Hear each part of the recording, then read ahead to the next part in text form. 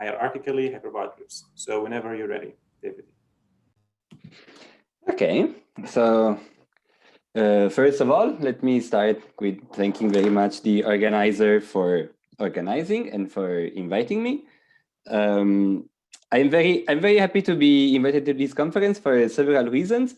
But one of them in particular is that I am particularly fond of summer school because I owe to summer school a lot of what I learned in mathematics. So I'm very happy to be able to give a mini course. And so I'm very happy to be here. So let me start with my mini course. So this is going to be an introduction to hierarchically hyperbolic groups. And before actually getting into what is a hierarchically hyperbolic group, let's start with a little bit of history. So our history starts in 1999 and in 2000, when our Mazur and Yair Minsky published two papers. One called The Geometry of the Complex of Curves, 1 and 2, Hyperbolicity and Hierarchical Structure. So if you were here for the conference before, you surely heard about those papers. This is because they had a huge impact.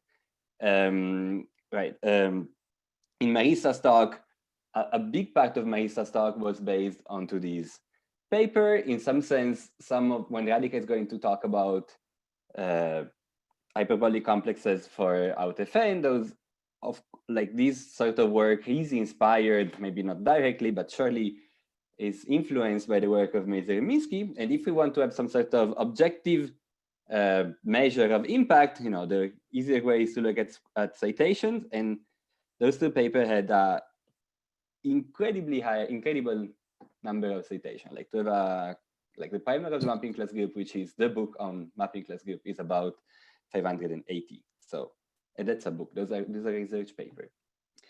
So those papers had a great impact. They really changed the way we think about the mapping class group. They really changed a lot of the things that could be done with it.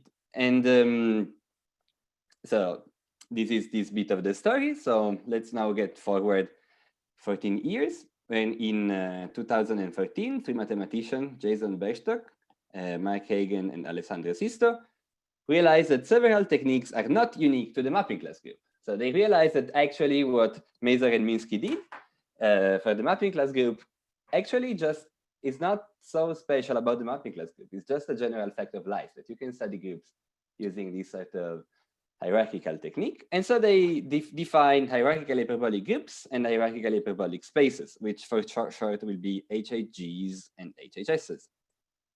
Before we start, let me make a small disclaimer. I may say HIG to mean HHS and vice versa.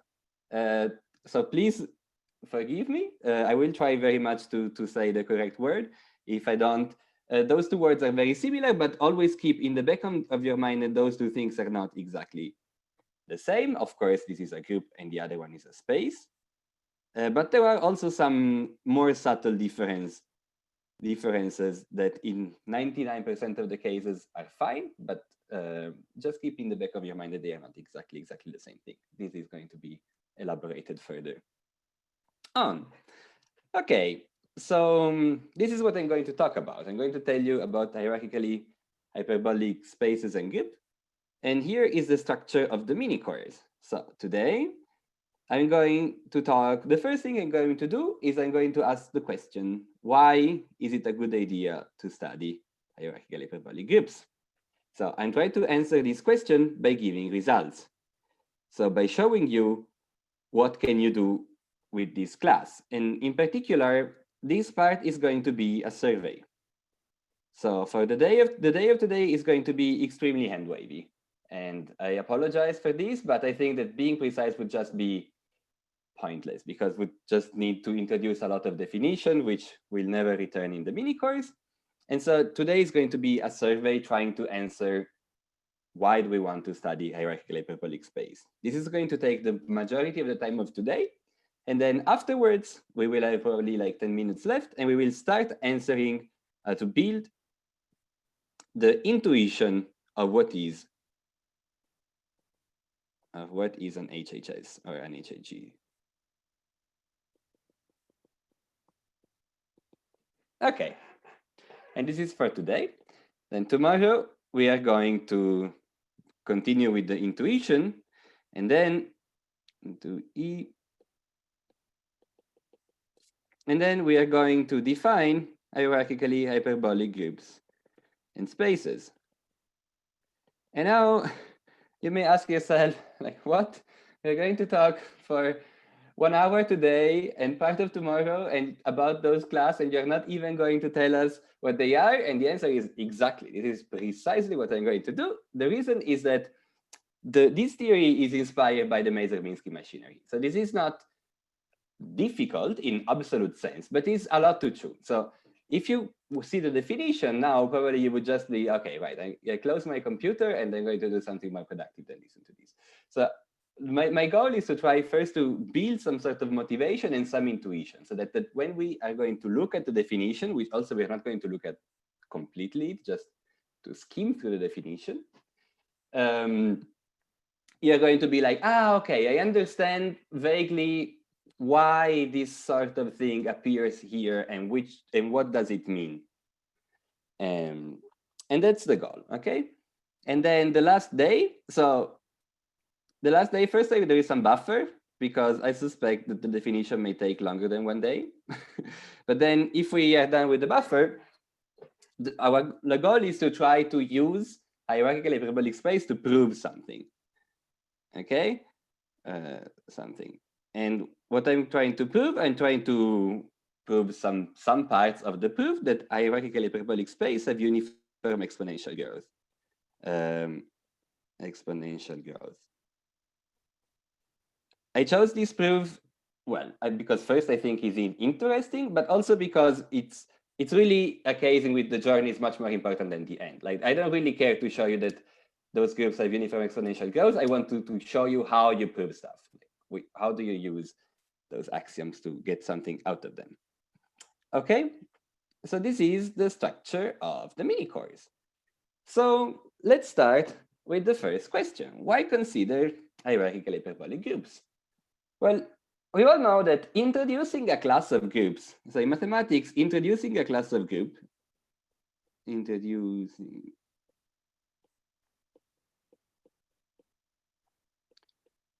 is easy. You can just take whatever and introduce it. If you want to introduce a good class of groups, it's hard. So what is the difference between a class of class of group and a good class of group? Of course, this is very personal, and the fact that this is personal is proved by the fact that almost everyone got a paper rejected. So what is important in mathematics change from person to person. But I will try to give you my take on this. So the first thing, I want my class should be large. So my class should have interesting examples. And for instance, I can prove a lot of, maybe not, maybe you can prove nothing, but maybe you can prove things about the class of 3 subgroups of amenable groups,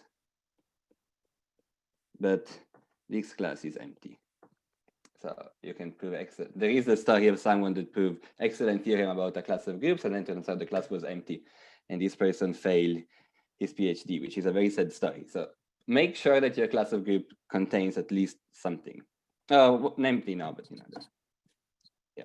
Okay, and the second thing, we need to prove theorems. So again, if I consider the class B of the groups such that the English name starts with B, with the letter B, or again, well, this class is not even well defined, but even if it was, we all agree that it's not a very good class. So those are the 2 criteria which I will use to test and to prove the statement that hierarchical hyperbolic groups are a good class. And so let's start with the first part. We need examples. We need to have groups which are interesting and that are in this class. So the first part, the first 3 groups and spaces that are hierarchical hyperbolic groups or spaces are somehow the expected ones. So first is the mapping class group of a surface of finite type. This is expected because, as I told you, this theory is inspired by the mapping class group, so it should better be inside. Then two very important examples, which I expected in the sense that they are related, are the Teichmüller space with either the Weil-Peterson or the Teichmüller metric. And then I didn't say it, but you can expect that hierarchical hyperbolic groups generalize hyperbolic groups, so they also should better be inside. Okay, so now let's get to other examples. An interesting class of groups are fundamental group of three manifolds, where the three manifolds are no, null, nil, or sol components. Okay, and just to just for the sake of saying correct things, some of those are HAGs and some are HHSs, and this is some work in progress to turn all of them in HAGs. This is not important, just as that you don't get something wrong out of this talk, okay? Okay, so now if we want to get, this is a good class. Now we're starting to get in the world of low-dimensional topology. Can we get something from another word, like algebra? Or sorry, when you say component, you mean like a prime? Yes. Okay. Yes. Okay. And then, so if we want to go to the more combinatorial aspect, we have most cubical group. And when I mean most, the conjecture is all. So there is no example of a cubical group which is not hierarchically hyperbolic. And for instance, all virtually compact spatial. So virtually compact spatial includes right angle, arting, and Coxeter groups. And I'm going to define what these are because I will also need in the future the concept of graph product. So a graph product is a way to define a group. So you need to have a graph gamma, and this is a finite simplicial graph. So I'm going to have some vertices, some edges, and I don't want to have loops or double edges. And then to each vertex, V1, V2, V3, to each vertex, I associate a group GVI. And then the graph product is the group given by the free product of GVI, where VI is a vertex. With the following relation, we have that an element G commutes with an element H. If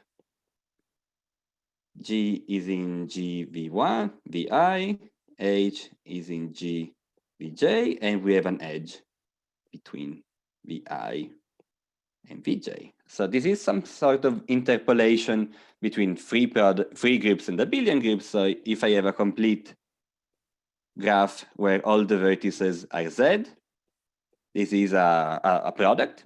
This is just the product. This would be Z4. And if I just have a disconnected graph, this would be just a free group. And right angle acting groups are graph product where all the vertices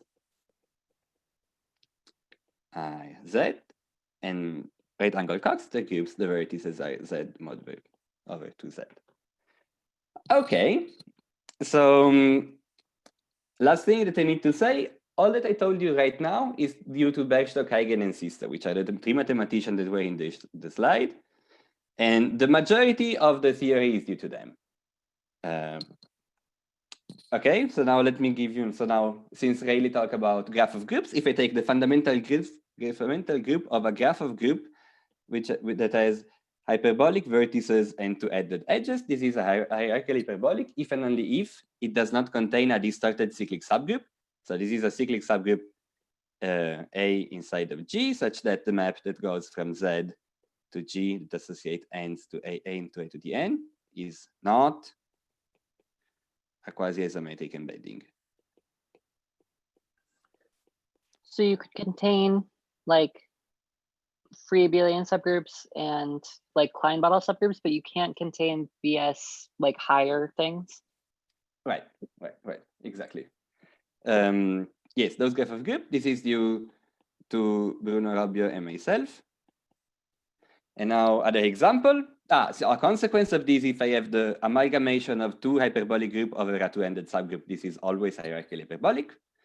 And then I introduce graph product because what was true before is actually true in general. So before we had very specific graph product HIGs, and actually it turns out this is work of Dan Berline and Jacob Russell, that all graph products are hierarchical hyperbolic groups, as long as the vertices are hierarchical hyperbolic groups, and also groups hyperbolic relative to hierarchical hyperbolic groups. So here is the complete list. Hopefully, this is a list that catches your eyes. It's not important that you know all the items, but hopefully you know some items and you start saying, okay, this is a big class and it has stuff which is good to study.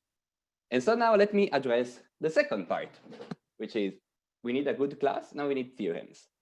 I divided theorems in 3 batches that I'm going to present. The first batches are theorems that maybe are not, well, some are very interesting, but maybe are not the most spectacular. What I present them for is to give you an intuition of what you can expect and what you cannot expect from a hierarchical hyperbolic group. So which properties are satisfied by such groups? The first one, as we encountered before, that was not just a special case. So all hierarchical hyperbolic groups do not contain the statistical subgroup. As Riley said, this means that BS12 or BSM n and m with n different from n in absolute value are not contained. So they cannot be subgroup. So those are not hierarchically hyperbolic, and those are not subgroups of hierarchically hyperbolic groups. Another thing is that, let's just start from the second half of the sentence. Hierarchically hyperbolic group satisfy a quadratic then function. Okay, so this, you started maybe getting a feeling that this sort of class has aspect of non-positive curvature.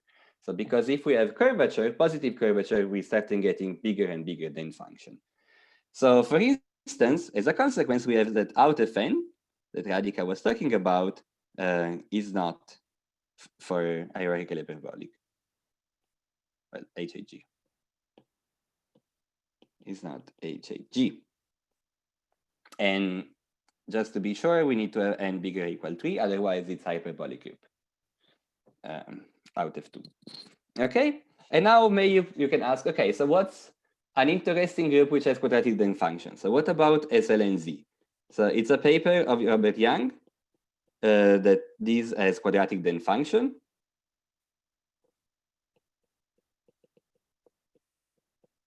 So what about SLNZ? But now let's look at the first part of the sentence. We have that G is coarse median in the sense of Bowditch.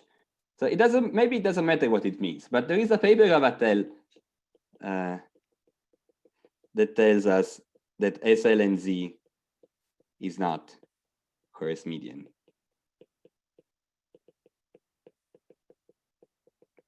Coarse median intuitively means that if you take 3 points, there is a barycenter. There is a point in the middle. This is what it means.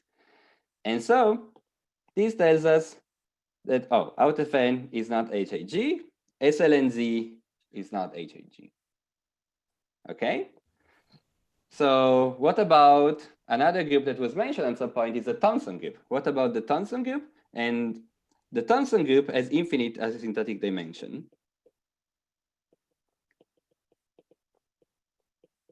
Asymptotic dimension. So in particular, hierarchical hyperbolic group have finite asymptotic dimension. So this shows us that also the Thompson group, which is somehow a pathological group, is not one of them. Okay, and then at some point, Marissa was talking about big mapping class groups, and she said that they satisfy the strong Tits alternative. They do not satisfy the strong Tits alternative, and hierarchical hyperbolic group do satisfy this property. And let me remind, it means that if you have H inside of G, then either H is virtually abelian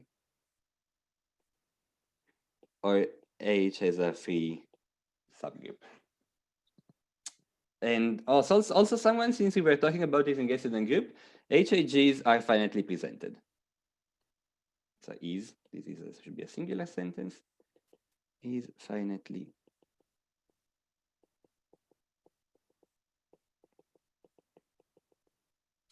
Okay, and so this is due to Durham eigensister.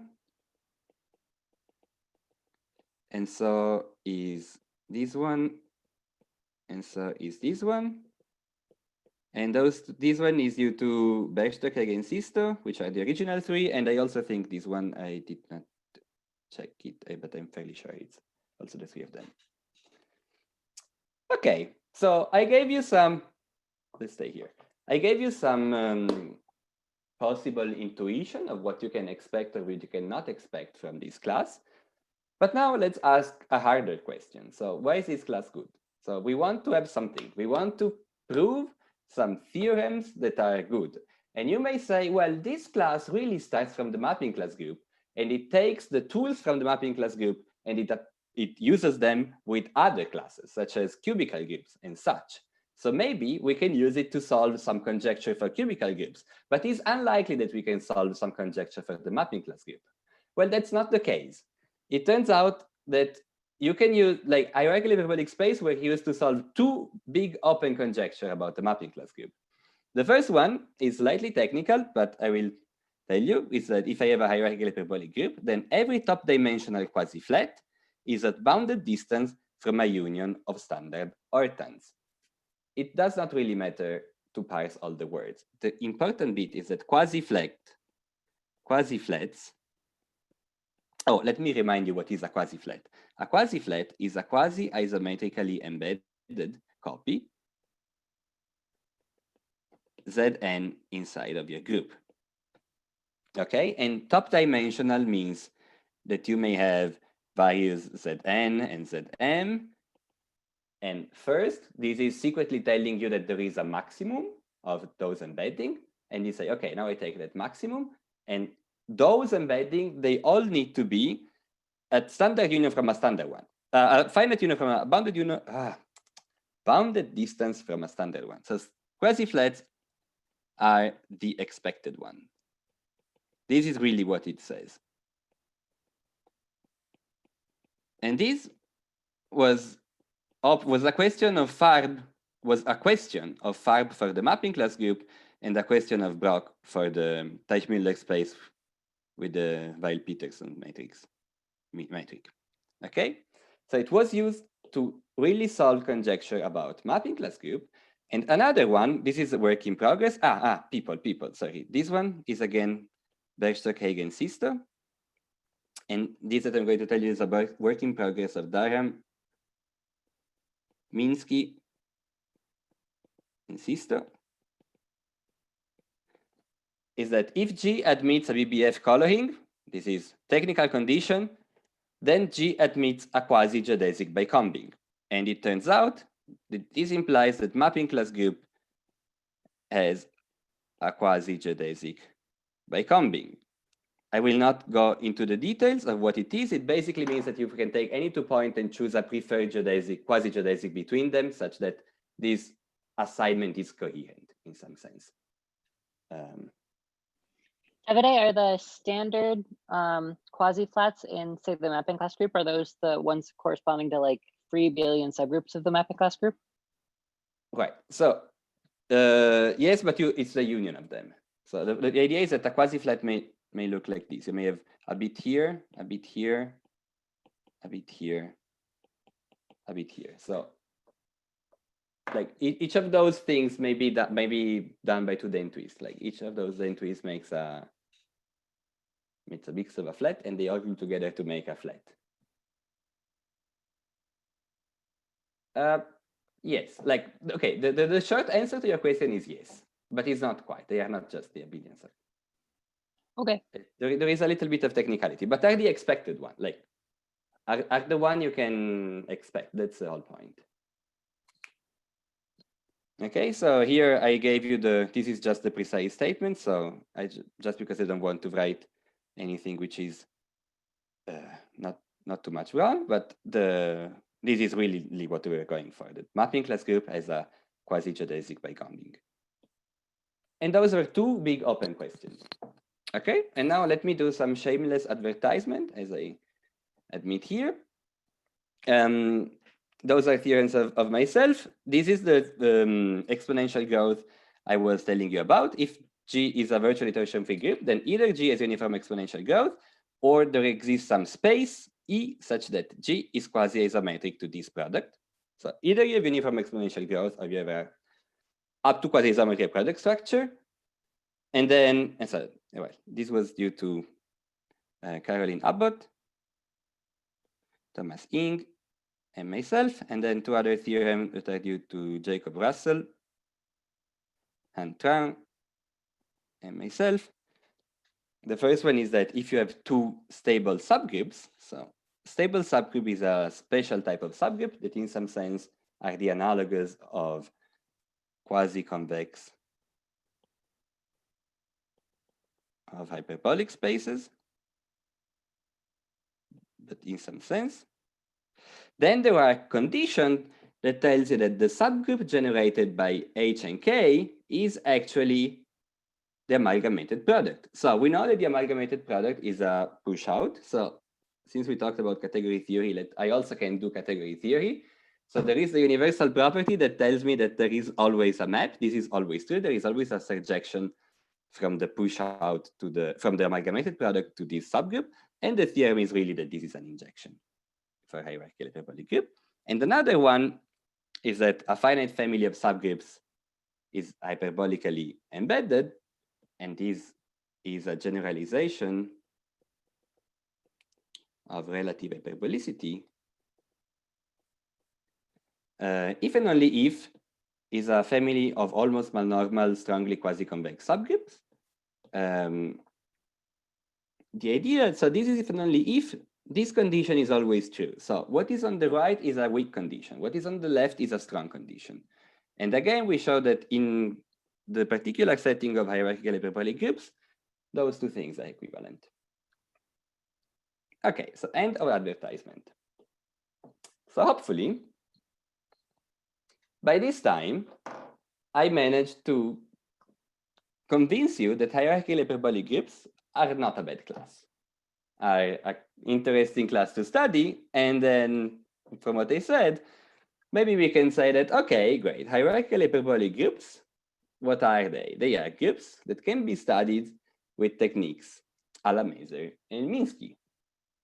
And we kind of understood that they have some notion of non-positive curvature. This can be seen in several ways, either by the properties or by the examples. All the examples I told you, in a way or another, are really non-positive, they really come from the word of non-positive curvature.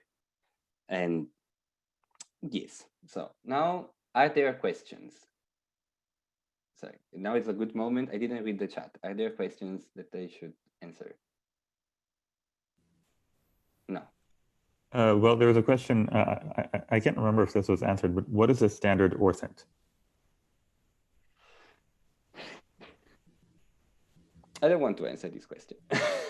I can do it in the office hours because it is a standard piece of a flat. So orthant is the higher dimensional word for quadrant. Okay, like quadrant, like the one in R2. And they are the one that comes from certain then twist spanning certain. I may do this maybe in the office hours. The important point is the standard one, standard bit, things that you expect them to be there. That's the point. Okay, so I'm slightly ahead with my schedule, which never happens to me in my talks. I'm very happy. I hope I did not run too much. So if I run too much, please stop me and I will try to slow down. So I can get to the intuition part and try to explain what can you expect for a hierarchical hyperbolic group to look like. So how do they look like? What's the idea? And I will start with a very, very, very, very simple space that I will call X. So I will call all my spaces X. So please complain when it's not clear, which is just the union of 2 quadrants. Here I use the word quadrant. So X is the yellow bit, and each of the 2 yellow bits is really the product of the line of the ray 0 infinity with itself. Okay. And now I want to study, my goal is to study this space. So how do I do? So I don't know. What's 0 infinity times 0 infinity? Yes, sorry. It's the same thing time itself. So this is the first bit, and then there is another bit. 0 infinity squared. Sorry, I cannot really do the infinity. Never. So, and this is the second bit, and they are joined at a single point. Okay. So when I want to study a complicated space, let's say I'm doing my first or second course in analysis, and let's say I want to do analysis on the plane. So what do? Well, actually, at least, so I'm sure that analysts will be unhappy with this statement, but at least in the beginning, what do? You just do analysis on R. Probably I spelled analysis wrong, sorry. On R twice. So you look at each coordinate, you understand coordinates very well, you understand how you do coordinate of one-dimensional function. Sorry, you understand how you do derivative of one-dimensional function, right? Then you do a little bit of linear algebra and you get, the Jacobian and all the things. And so you really understand a lot of R2 and analysis of multidimensional analysis by understanding very well analysis in one dimension and then using some clever trick to export it to other dimension. Okay, so we are geometric theorists, and so what do we understand? We understand hyperbolic space. So I will put this between commas because I'm sure people will disagree that we understand hyperbolic space, but let's say that we understand hyperbolic spaces.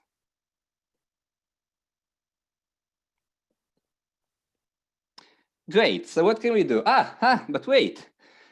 The ray 0 infinity is a hyperbolic space.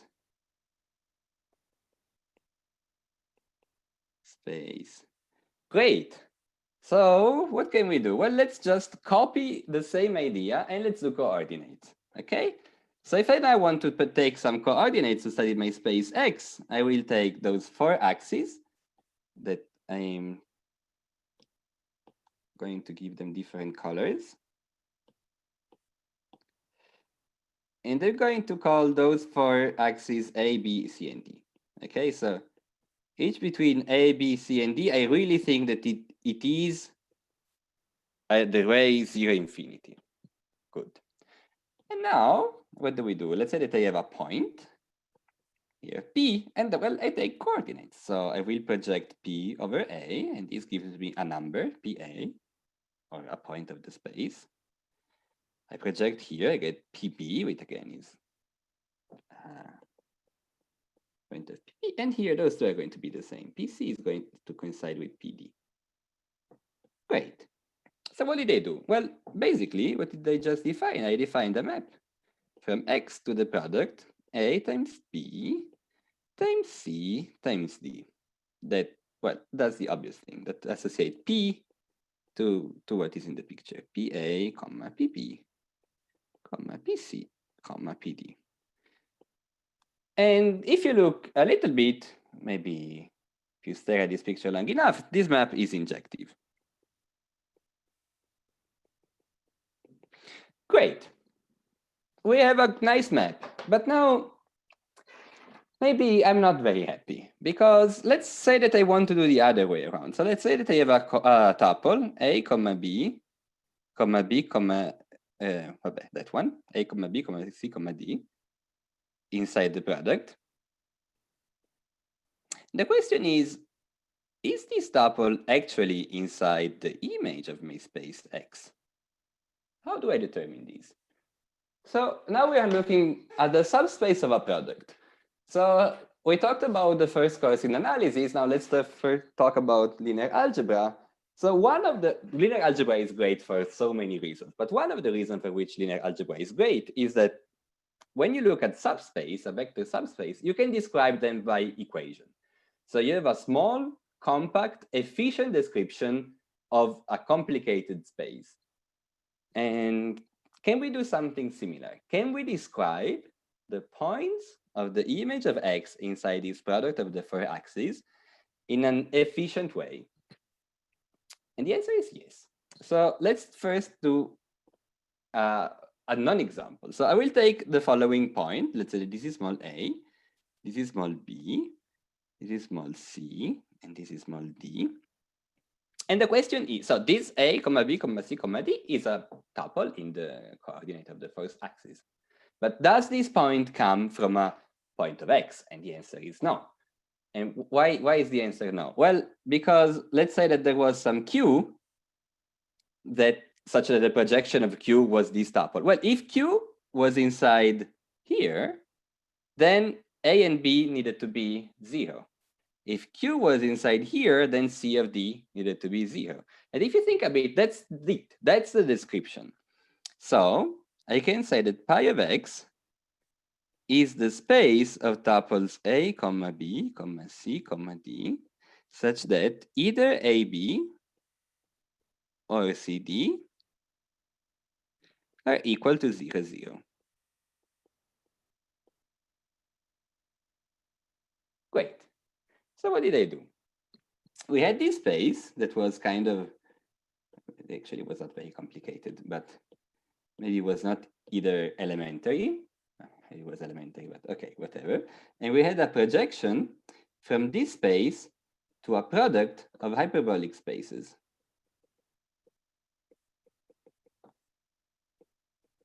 And we observed that this map needed to be injected. And we can describe the image. Great.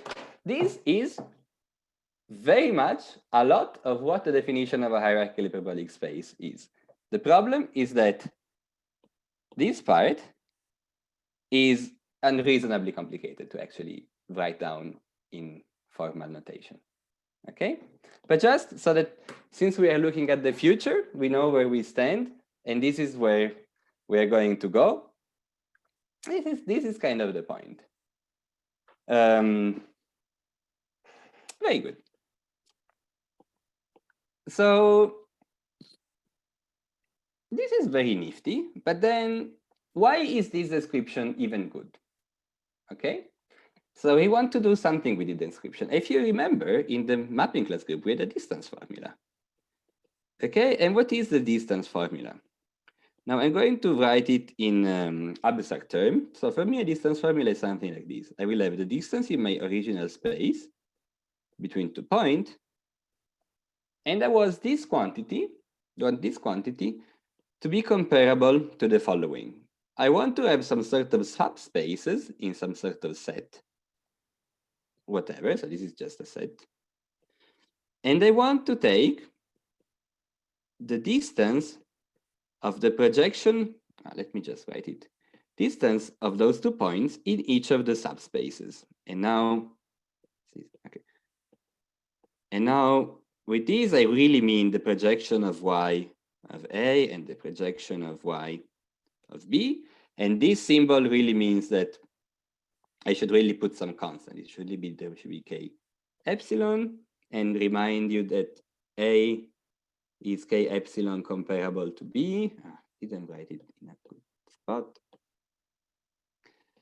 If and only if we have that 1 over k A minus epsilon, so we have the B, and the k epsilon plus ka plus epsilon, and this double bracket notation also, let's remind that double bracket A threshold k is equal to A if A is bigger than our threshold k, A is 0 otherwise. Okay, so a part of the notation that I made clear with orange, the black part is what we really think of a distance formula. So being able to estimate distance in one space by taking a sum over a lot of over the projection on other spaces. And in the mapping class group, this was the marking complex. And that was, so if you were at Marissa's talk, she had the same formula, but this was the marking complex. This was y was a proper subsurface. And this was the major means with the subsurface projection.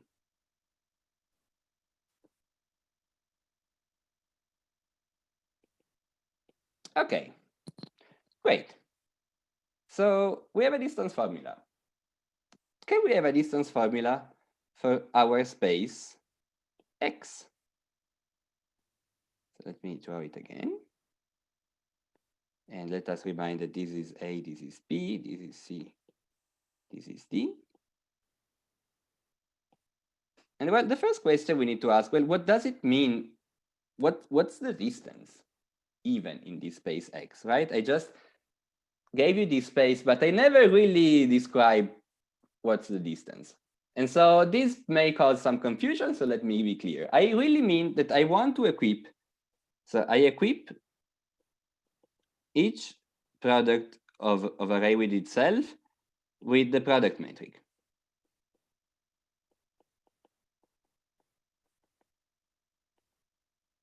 So if I have a point a comma b and I have another point a prime comma b prime, then the distance between a b and a prime comma b prime is really going to be the distance between a and a prime, and I'm thinking them as numbers since they are element of 0 of the array, plus the distance in the other coordinates. Okay, very good. So this is how we define the distances. I will keep it. Oh no, I want to make it small because I don't need it so much. Okay, this is proving to be impossible. This is impossible. I will erase it because I need more space. Okay, so now let's say that I take a point P here and a point Q here. So how much is the distance in X between P and Q? Well, we will first need to describe the distance in A times P between P and this point Z here, and then the distance in C cross D of Q between Z and Q. So this is the distance in A cross B between P and Z. This is by definition, plus the distance in C cross D between Z and Q. Great. So what is that? So the distance of the first one is going to be coordinate of A minus coordinate of Z, but plus coordinate of B minus coordinate of B of Z, plus QC, let's see, plus QD minus ZD. Okay, but now ZA and all the other Z are zeros. Okay, so this is nothing to say PA plus PB plus PC plus PD. No, wrong.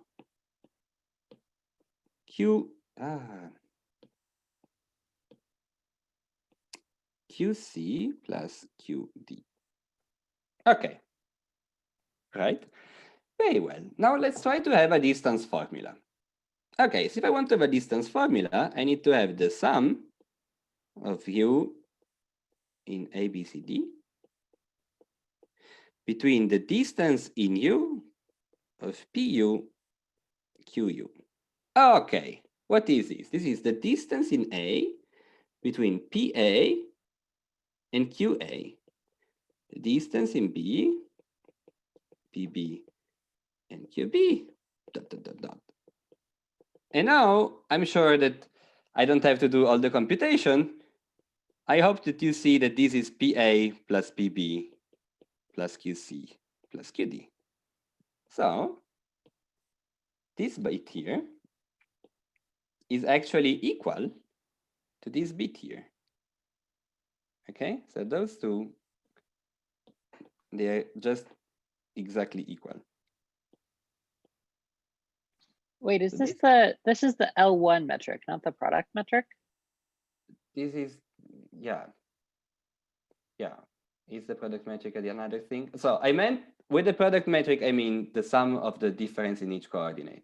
Like I just mean, cool. if you have two abstract metric spaces, you can equip the product, like the set, which is the Cartesian product using this. I think that's usually called the L1 metric. The usual product metric would be to the square root of the blah, blah, blah, blah, blah. Okay, so not the product metric, the L1 metric. Very good. Well, with the metric, double punct that one. The one that I wrote and then I erased. Okay, great. So What did we get? Well, actually, maybe, so now let's get to the, since we didn't talk about group action at all, a hierarchical hyperbolic space, before we said is a space that can be studied using techniques like Maser and Minsky. Now let's try to update our slogan. Maybe this is a space that can be studied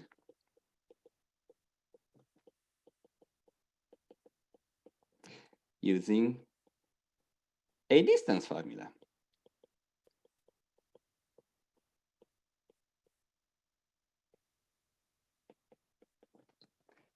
Okay, so this is the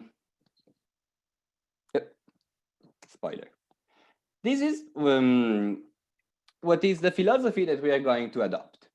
So here now it is. So I am ahead of schedule. So please, if you have questions, do ask them, because it's very good. Feel free to interrupt me. No, I assume that everything is clear. Also, I will ask, please interrupt me even later.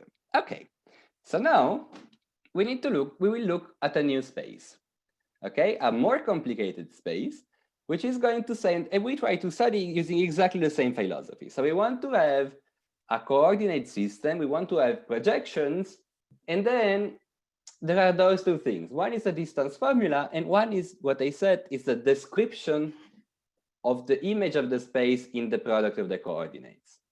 Okay, and we will try to at least build some intuition of how those things should like.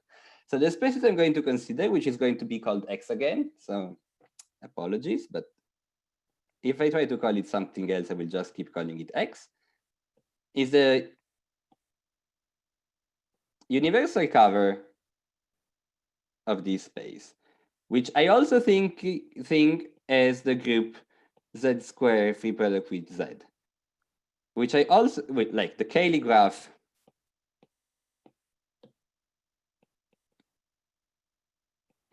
with respect to the standard generating set. And this group is the fundamental group of these things. Yay, everything makes sense. Okay, so how does the universal cover of such a thing look like? Well, let's start with the torus. So we all know that the universal cover of the torus is a plane. Good, so let's put a plane. Now, let's look at this blue point and let's look at the lifts. So this is going to form a lattice in the plane.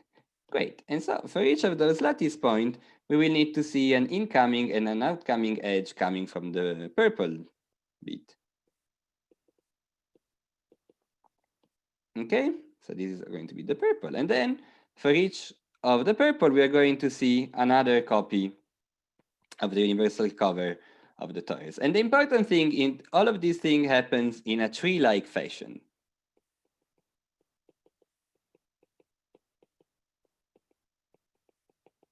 Okay, otherwise would not be simply connected because it needs to be simply connected. Okay, so a better picture made by Indira Chatterjee is this one. So if you don't know Indira Chatterjee, do, because she's a great mathematician, but also she has excellent pictures on her website. So yeah, go and check out her website because she has also some animation. I have no idea how she did that, but she has some animation, which is amazing technology for me. Okay, so this is the space that we want to study. Okay, let's start very briefly because there are 10 minutes left, and of course, we are going to be interrupted halfway, but let's start to guess. So what did we do before? So before, we introduced coordinates, okay? So, well, there are flats, right? So let's make coordinate in a flat. So for each flat, let's choose at random, well, it doesn't really matter how, but let's choose two coordinate axes. And I'm going to use the following naming principle. I'm going to use Greek letters for flats.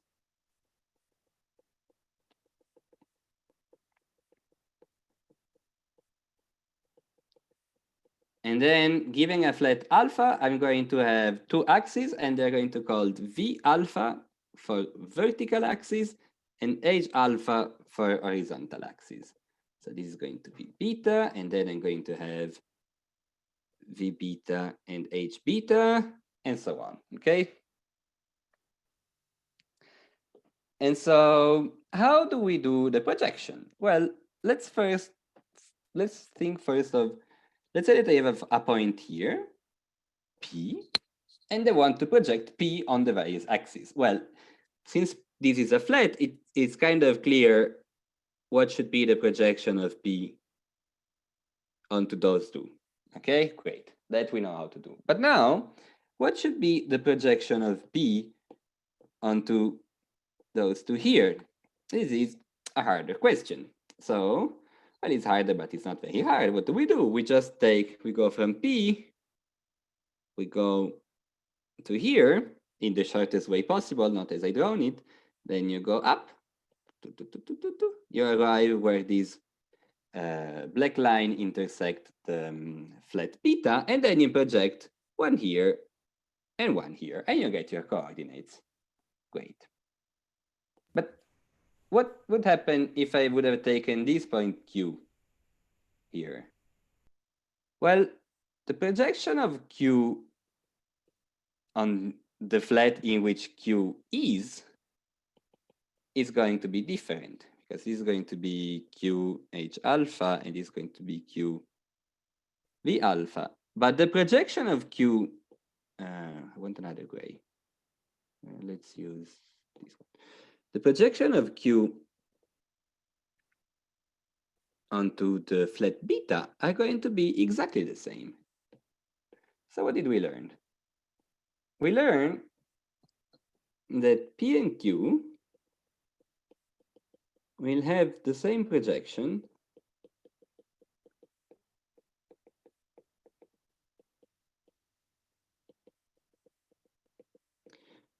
on V beta H beta when P and Q are in the same flat, which is not beta. VQ are in some alpha, which is not beta. Yeah, this is how you write it.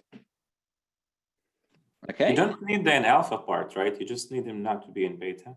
Yeah. No, I do need the alpha. Let's make an example. Let's say that P and Q. So let's now exchange. So this is going to be the beta. So I also want. Okay, yeah, I get it. So that's my bad. Yeah. Wait, but let's answer the question because it's a good question. So let's say that now if I take P here and if I take Q here, they are not in the same flat, but they will still have different projection to other flat. For instance, the projection of P on alpha is going to be here and then projection over the two axes. And the projection of Q of alpha is going to be here and then the projection on the two axes. Okay? This is important. It's a good question. Okay, so this gives us a map pi from X to a big product, and I will just say U such that now U is a bit letter. Let's say V. No, V is let's say U, such that U belongs to the union of a alpha flat of V alpha H alpha. Okay, this is just what we said. So we have every point and we take the collection of the projection of each the coordinates of each flat. Okay, this is an infinite set. And so before we had two things. We had that this map was injective. And then we had that there was a good description of the image.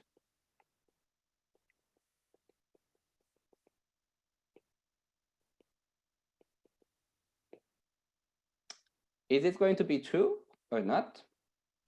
And I think I will have the luxury of stopping 5 minutes earlier, and I will just leave you with a teaser. Is this map injective? This is your homework for your next talk, and you need to think the map that I just told you.